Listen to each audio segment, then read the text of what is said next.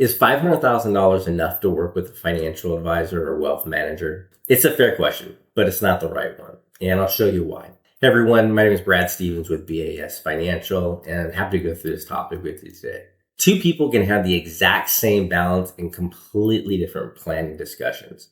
It's something that I see all the time when I work with clients. So the number by itself doesn't tell you much, but let's break it down. So let's start with why you can't find a clean answer to what that number is that you need in order to work with a financial advisor or wealth manager. You can search it and get thresholds, you're going to get ranges. Different firms are going to put different numbers out there. The reality is that that number isn't set by just throwing numbers out. It's a capacity decision. So how many households can one person serve? And at what point does that service model stop working? So when that question comes up, how many households can I serve? And when does the service model start to break down from serving too many people? There has to be a threshold on financial advisors and wealth managers we'll work with. And so that's really where those ranges, those numbers come into play. It's not a matter of this is the amount you need in order for there to be value in work with a financial advisor or wealth manager. It's really about that financial advisor or wealth manager having the capacity to serve their clients in a way that is be meaningful and deliver on their service commitment. So when you ask, do I have enough? You're asking a firm-shaped question and hoping a U-shaped question comes back, and it won't. And I get why the number is the part people ask about. It's the only piece of the situation that you can easily say out loud. It's much harder to say, hey, I've got 3 old IRAs or an old 401k. I've got a heavy stock position that I don't really understand. And I got these forms that I get from my employer that I don't know what to do with, and they've been sitting there for 2 months. It's much harder to open with that versus here's how much I have in assets. Now, I'm not going to pretend the number is irrelevant because it's not. It's meaningful. It's important. The number is an important part of the discussion. And there's a point where some strategies don't have enough room to work if the number is just not large enough. And I'll get to that later in the video because I think that part usually gets skipped.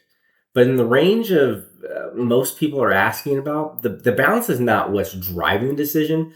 What's driving the decision is how many moving parts the balance is carrying. What is that balance having to do? What are the assets having to do for the person asking the question? So let me give you 2 people, and these are hypothetical.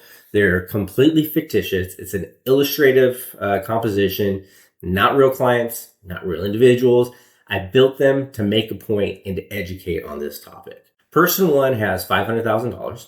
It's sitting in 3 places: an old 401k from a job they left in 2016, a second one from a job they left in 2021, and a brokerage account that's mostly in a single stock because that stock came from an employer years ago and never got around to do anything with it. They're 54 and there's an election coming up at work that they have to decide on by the end of the year, and it's a stock election. So that's kind of situation number 1.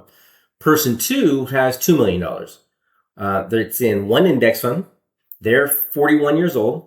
They've got a 401k contribution that's automatic. They haven't changed it in 6 years, and there's nothing pending. No election at work, no vesting options coming up, no concentrated position, and no job changes. Person 2 has 4 times the money. Person 1 has all the decisions. So which one has more to gain from sitting down with somebody like me? If the answer is the one with more money, then the whole minimum story makes sense. If the answer is person 1, the story falls apart in context of the minimum that you need to work with a financial advisor or wealth manager. I think it's person 1, and I don't think it's close. Almost everything person 1 is carrying has either a deadline attached to it or a tax consequence attached to it. Those decisions have real impacts on their life. Person 2 has a balance that goes up and goes down. They're not making decisions. They're not having to choose things that are going to impact their life from that point forward. Most of their decisions have already been put on autopilot. So first up, the old plans, because this is the most common version of complexity I see, and almost nobody counts it as complexity. The Bureau of Labor Statistics put out updated results in August of 2025 from the National Longitudinal Survey of Youth. long name there, right? People born between 1957 and 1964 held an average of 12.9 jobs between ages 18 and age 58. And this isn't all early career churn. In the same release, among the jobs that those people started between ages 45 and 54, 56% of them ended in under 5 years. So this isn't I worked at a fast food place. These are established workers in the community who are in their mid to late 50s, mid to late 40s, who are changing jobs. Most of them change jobs every 5 years or so. So a mid-career professional with 3 or 4 employer plans behind them isn't all that unusual. That's a normal outcome of a normal career. We change jobs. One job had an old 401, or one job had a 401k. We leave that job, we leave the 401k. New job has a 401k, we enroll in that. We're there for 4 or 5 years, we move to another company. And that just continues. It's very normal. It's not unusual at all. Here's what happens to those accounts. Capitalize, working with the Center for Retirement Research, published an update in September 2025.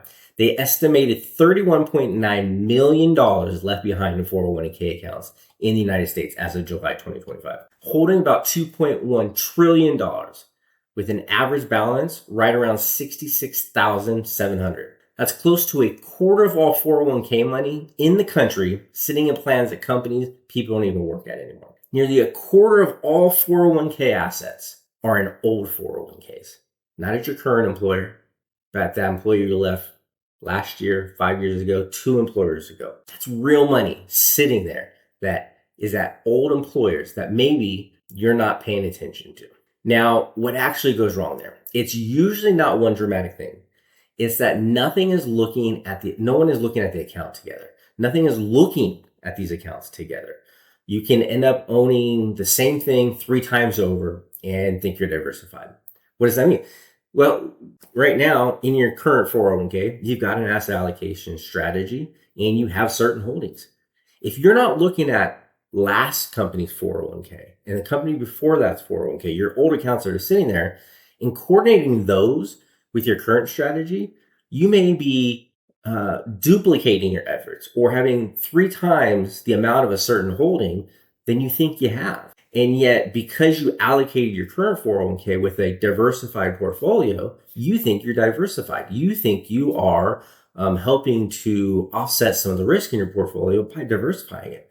But if you don't take into account those other accounts, those old 401ks or old IRA, or that self-managed IRA that you're managing your own, you may not be properly diversified. You've got to spread that diversification across all the assets, not just the current account you're looking at. The risk level in the oldest plan is whatever you picked when you were there. And that was maybe when you were 38. The beneficiaries, that might be out of date.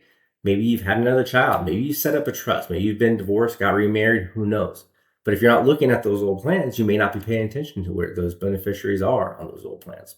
One more piece, and this one's specific to where I sit. In California, between the state income tax and the fact that long-term gains don't get separate tax treatment at the state level, when money comes out of which account, when money comes out of which account can matter more here than it would somewhere else. That may change not just your plan, but it may change everything. It may change a lot of things in your financial world. Let me break that down a little bit further. How we take money out of the account is almost as important as what the account is invested in. Structuring where money comes from and what accounts it comes from can have a dramatic tax impact on us on a federal level, and especially here in the state of California at a state level. So keep in mind, none of this shows up as a problem on any single statement. On your 401k statement, it doesn't say you've got a tax issue. On your 401k statement, it doesn't say you're not diversified because you're not looking at your old 401k. No one statement is going to tell you there might be a problem. Every one of those accounts can look completely fine on its own, in its own silo. But when you put the whole picture together, that's when you really start to see where the problems may be. Next, there's equity comp, because in San Diego, this comes up constantly.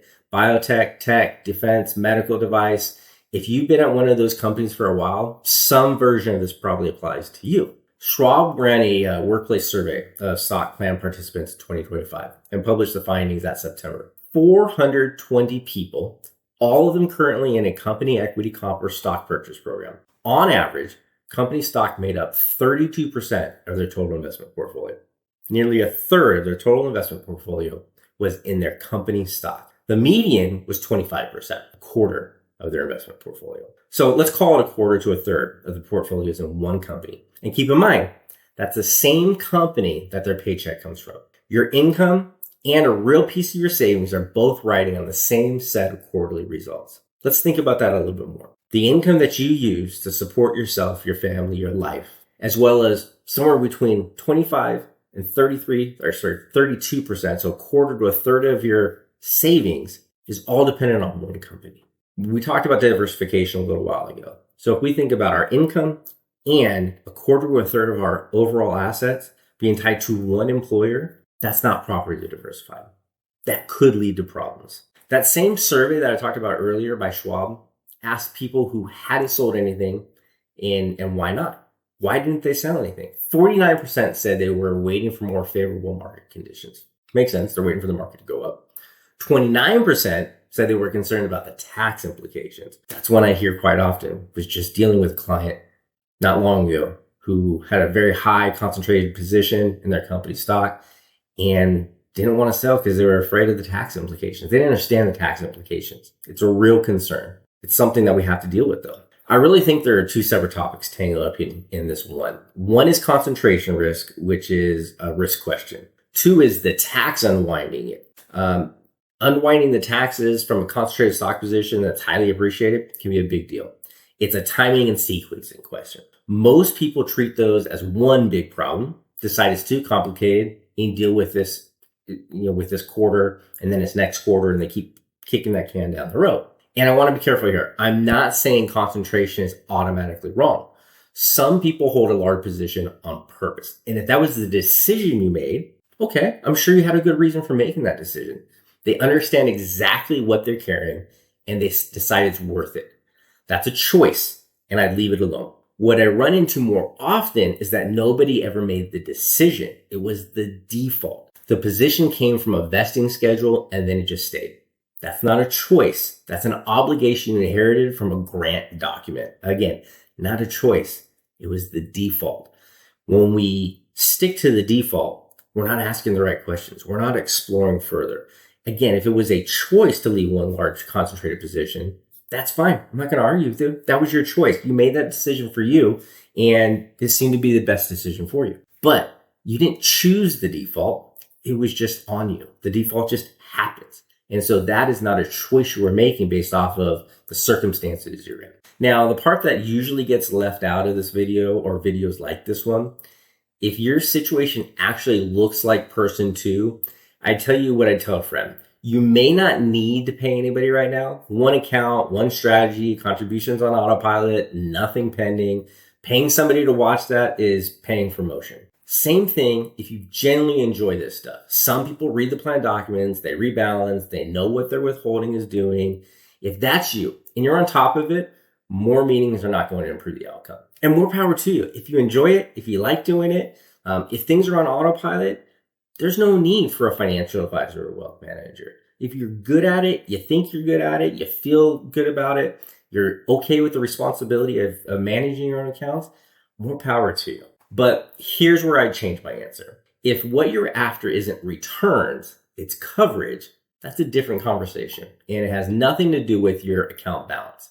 Meaning, if there's a set of decisions you already know you're going to get, or if somebody else is in your household would have to pick all of those up front in short notice and would have no idea where to start, then having a person who already knows the situation is worth something no matter what the number is. So break that down a little bit further. If there's someone who, if you're gone, is going to have to make those decisions and may not be prepared to make those decisions, it might be worth a discussion. If those decisions are something that you're not comfortable making on your own, or you just want a second set of eyes or someone to listen to them to what you think the answers are, that's where you might need to engage somebody like me. And if there's a deadline inside the next 12 months, an election, a vesting cliff, a job transition, a liquidity event, then the question isn't really whether you have enough. The question is whether you want to make that decision once on your own with no way to test it first. Are you comfortable with that? So here's how I'd actually test this. And you can do it tonight without talking to anybody. 3 questions, really easy. 1, is there a decision with a date on it? A vesting schedule, an election, a plan change, a sale, a rollover, something you've been putting off. A date means somebody is deciding. And if it isn't you, then the default is deciding. Question 2, is there more than one account? And do those accounts know about each other? If you can't tell me your overall allocation without opening 4 different websites, that's your answer. Are your assets coordinated across those multiple accounts? Are you properly diversified across those multiple accounts? Question 3, what happens to all of this if you step away from it for 6 months? An illness, a brutal stretch at work, a parent who needs help. If the honest answer is it drifts and nobody notices, that's a real gap. And it doesn't get smaller as the balance gets bigger. It grows as that balance gets bigger. If you said yes to any of those, then the question probably is not the balance. There is a decision in front of you either way. And whether you handle it with me, with somebody else, or on your own, it's a separate call that is yours to make. Again, it's about making a decision, an educated decision, not relying on the default. If you said no to all 3, you may genuinely be fine right now. That's a real answer too. And I'd rather you hear it than sit there wondering. It's not a bad thing if you said no to all 3. Congratulations. But if you didn't, it might be time to take a meeting, make a call, just see what else is out there. So back to the question and title. I'm not going to give you a number, not because I'm cagey, but because a number like that describes how your firm is built. It doesn't describe what your money is doing and the decisions that you have to make. The better question is, what is your money carrying? Old plans nobody has looked at together, a position that came from a grant and then stayed, a decision with a date on it. Those are the things that make advice worth paying for, and they don't wait around for you to cross some threshold. And if you can't remember what's actually in the old accounts, you're not alone. That's most people, and it's exactly what this kind of review is for. If you want to look at your own situation, there's a link in the description to schedule a complimentary review. It's a conversation. We go through what you have, where the decisions are, and whether there's a gap worth doing something about. If working together makes sense after that, what it would cost you is something we discussed during that review. I've actually written this up on the site, and if reading it's easier than watching, then there's a webinar coming up on 401k fees. Details for both are down in the description. Hope that helps. Catch you in the next video.